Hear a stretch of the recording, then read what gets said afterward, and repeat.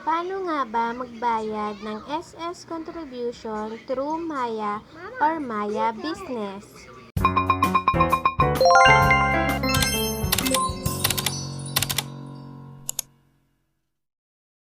So una, kailangan pumunta sa SS para makuha natin yung PRN number natin kasi kailangan yun sa pagbabayad. Pagkatapos mong nakuha, punta na tayo sa Maya Business, punta ka lang sa Pay Bills, tapos Government, hanapin mo yung SS contribution.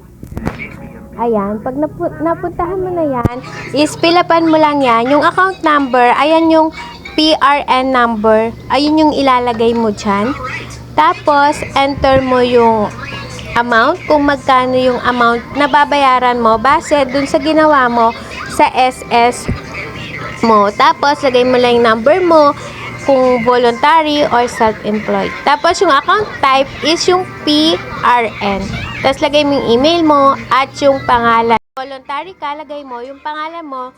Kung self-employed ka or employed ka, yung company ang. Tapos, ayun lang, magbayad ka na. Ganun lang kadali. Tapos, after mong magbayad, check mo yung SS mo, posted agad yan. Wala pang ilang segundo, nakapost na siya agad. Diba? Yun lang. Thank you for watching.